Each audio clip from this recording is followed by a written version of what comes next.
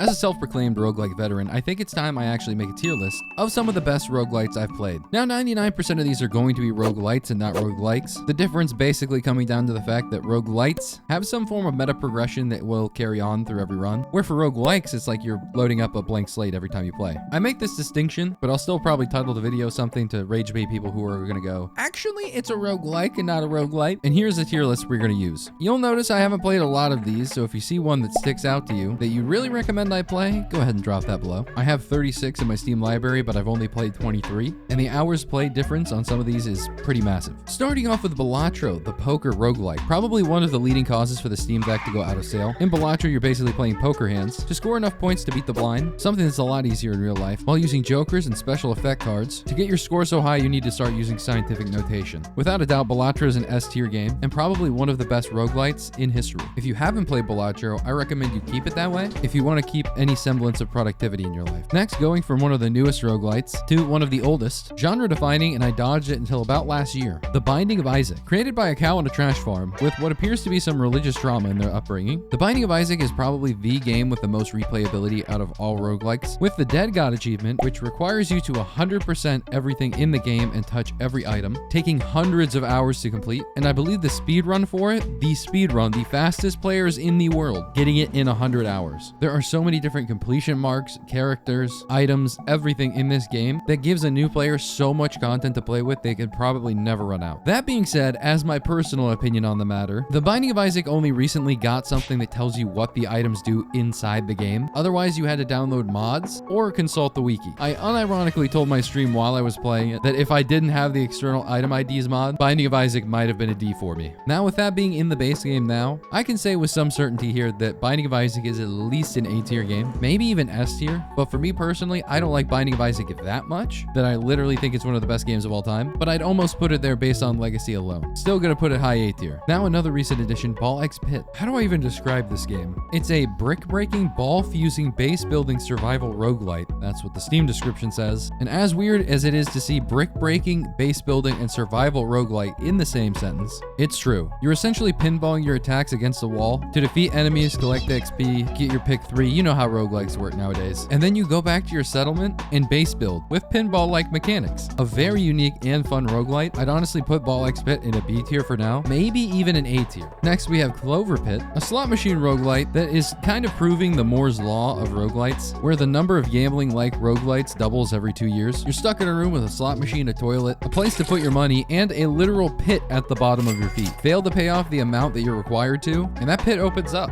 Like Jokers and Balatros, you have lucky charms in this game. No leprechaun required, which makes number go even bigger. It's got the serial killers trap me in here aesthetic of Inscryption and the dopamine-filled gambling effect of Balatro. Personally, I put Clover Pit as another B tier. I feel like it doesn't have enough replayability as something like Balatro, but it is an incredibly fun game to play. And speaking of interesting aesthetics, we have Cult of the Lamb next, and much to the shock of everyone, you are a lamb that starts a cult. This is another game where you have the roguelike element. You go out, you fight monsters, defeat bosses, etc., all while collecting followers and coming home to build a base. There is romance, there is poop eating, and a shockingly good Twitch integration that when I played this when it first came out had me hooting and hollering. It essentially allows you to roleplay as a Minecraft YouTuber, except you probably have more appropriate interactions with your fans in Cult of the Lamb. This is a solid B tier for me. Once again, the replayability of this game isn't that high, at least compared to a lot of the other games on this list, but it is lots of fun and has a banger soundtrack. Darkest Dungeon. Funny how this is the follow-up to Cult of the Lamb. This is a dark, gothic, roguelike, turn-based RPG where your characters will literally have psychological breakdowns in front of your eyes. Eldritch horrors, a spooky atmosphere, and an absolute banging voice acting job. One of the harder games on this list to play, and unfair in a way that can sometimes not be fun.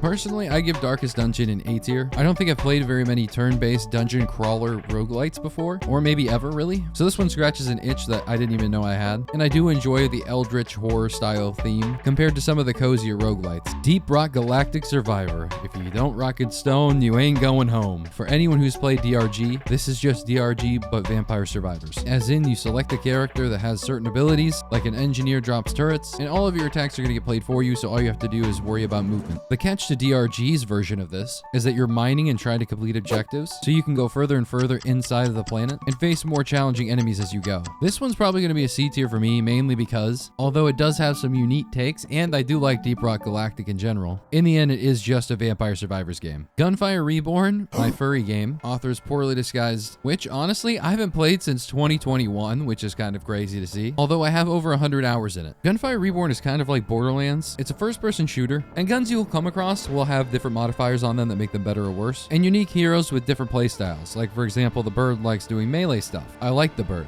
And if I remember correctly, the Rottweiler character even has a dual wielding function. It's a lot of fun to play with other people, or honestly, even solo, with difficulty modifiers that can make the game more challenging if you choose to do so. There is a lot of meta progression in Gunfire Reborn, where you can put your levels into certain stats or power-ups that will make you stronger in future runs, so even more heavy in the roguelite than some of the other games here. I'd put Gunfire Reborn in the solid B tier. It's a pretty good game. Ooh, next is Hades. This game has gotten stroked off so much, I'm surprised there's an X rating on every review. I mean, for God's sakes, IGN put the best roguelikes of all time list out. Hades 2 was number 1 and Hades was number 3. Mind you, Hades 2 was still in early access. For those of you who have not played Hades, it's an isometric action roguelite where you play as Zagreus, son of Hades, and you attempt to escape the underworld by getting boons from gods, defeating mythological creatures, and meeting various characters throughout your runs that will allow you to develop relationships with them and progress the story forward. As a Percy Jackson fan growing up, this game was kind of like crack to me, and I will join the chorus of people saying that Hades is actually a masterpiece. Gameplay-wise, visual-wise, the soundtrack, the sound design, the story, it's all very well done. I begrudgingly put this in S tier because I am a contrarian, and like I said, I don't think Hades needs another person to put it at the top of every list. I still haven't even played Hades 2, but Hades 1 is definitely one of the best roguelites, maybe of all time. Inscryption, a deck building, escape room puzzle style roguelite with psychological horror that makes you go, what the f is happening right now? I'm going to keep this description of the game very brief for those who haven't played it, because it's one of those games kind of like Outer Wilds where the first time you play it is the peak experience, and figuring out everything by yourself with no spoilers is going to make or break how you feel about this game. All I can say is this is probably one of the games on here that I would say you should definitely play. No matter who you are, as long as you can handle the psychological horror elements, Inscryption might be one of the GOATs. I will put it in S tier with a giant asterisk, whereas the first time you play this game, it will be S tier. Any replays after that, it's going to be a little bit less, but nothing hits like that first Inscryption playthrough. Next up is LORT, a 1 to 8 player co-op action roguelite that is an insanely goofy, irreverent roguelite with Australian goblins and jacked elves with guns. Heavily inspired by Risk of Rain 2, you kill enemies to get gold, you walk around opening up chests, completing objectives to get stats, defeating bosses to move on to the next stage, etc, etc.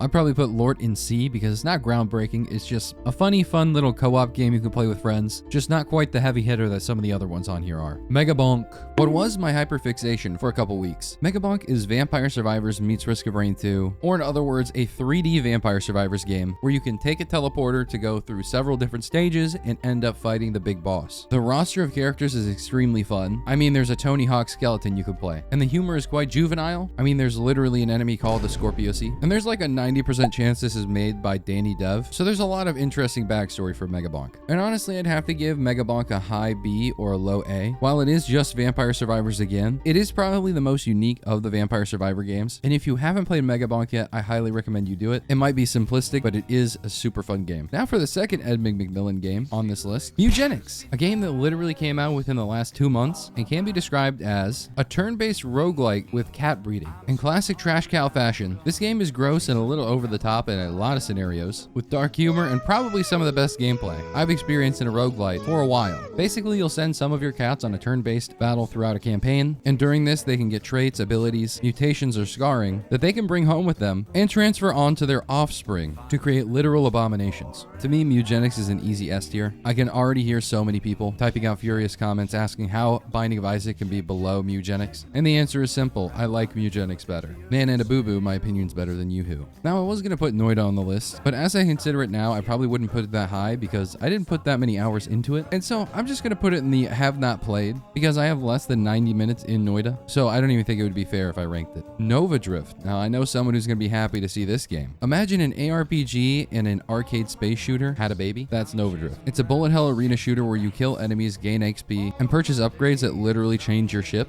making your shields more powerful, making your weapons more powerful, or even allowing you to become an engineer, making constructs, turrets, mines, and allowing the AI to play the game for you. To me, Nova Drift is in the B tier, even though I know a lot of people like this game, and it is a very well put together game. There are so many of these other games that I'd probably play over Nova Nova Drift if there was a gun to my head, which there very well might be if Nova Drift fans hear about this ranking. Realm of the Mad God. I saw someone put a forgettable tier in one of their tier lists, and this game is just for that. I played this a while ago with a friend. I legit couldn't tell you a single thing about it. Good or bad, it's going right into the forgettable tier. Oh brother, it's Risk of Rain 2. I might have played this for a little bit. Developed by Hopoo Games, this is a third-person action roguelike shooter where you choose one of many survivors, each with different skills and archetypes, defeating enemies so you can get more items, using those items to defeat enemies and complete stages, and optionally beating the final boss, or looping until the run is so chaotic you can't even see what's on the screen. The original developers actually sold the IP to Gearbox and they now work on Deadlock. Just thought I'd throw that out there. Is it wrong of me to rank this in S tier? I feel like every roguelite YouTuber has probably put their own game on the S tier, but as a totally objective third party here, I think Risk of Rain 2 really earns it. Especially with the modding community and all the mods you can use in Risk of Rain 2, I feel like there's almost infinite content to get through. And that soundtrack, oh my god, that soundtrack. Chris never miss. Strong S tier. Alright, now there's Risk of Rain 1 and Risk of Rain Returns. I'm going to be ranking these as one and the same, even though they definitely aren't, but just for simplicity's sake. The first Risk of Rain is the 2D version. It's an action roguelike, still kind of like Risk of Rain 2, but it is a platformer as well. And I feel like the game just isn't as good as Risk of Rain 2. It's a lot harder. The items feel a lot less meaningful, and I personally don't like platformers that much. That said, the soundtrack is still banging. Coalescence, my beloved. And the modding community is very strong for it as well. Starstorm feels like a DLC in and of itself, but I'm just not that much of a fan of this version of the game. I'd probably give it a high B tier, maybe even a low A, considering the fact that Drifter does exist in this version of the game as well. Heavy hitter up the bat, Slay the Spire 1, a roguelike deck builder commonly referred to as the roguelike deck builder. I only started playing it last year, and it's quickly become one of my favorite roguelikes of all time. You start off as one of 4 characters, each with a unique starter deck, going through 3 acts of the game, fighting enemies, collecting cards and relics, with the goal of slaying the Spire. While I'm not sure it's the first, Slay the Spire is heavily touted as one of the most balanced deck builders in all of the roguelike genre, due in large part to the fact that they use a lot of player data to determine how to balance cards. That being said, they did also create Watcher, so there's some pros, there's some cons. Slay the Spire is easily S tier, might be the highest ranked game on the entire list. It's almost criminal that it's only $25 on Steam, when it should be the price of a Toyota Camry. Now the elephant in the room, Slay the Spire 2, which came out this month. Gameplay wise, it's essentially the same game, except for a few things. Number 1, they removed Watcher, so that's an S tier game already. Number 2, they added co-op. Number 3, they added a summoner class. Number 4, they made defect thick, and I rest my case, your honor. While Slay the Spire 2 is a little imbalanced, especially compared to its predecessor, Slay the Spire 1 was also very unbalanced before, well, they looked at the data and they started balancing it. After what they did with Slay the Spire 1, I have the utmost confidence in Slay the Spire 2 eventually getting to a place where it is extremely well balanced, just like Slay the Spire 1. So I'm going to be putting this in the S tier. Not the high S tier, but the low S tier. There's a reason that Slay the Spire 2 was the largest roguelite launch in history and outsold Silksong. Umamusume. Speaking of peak,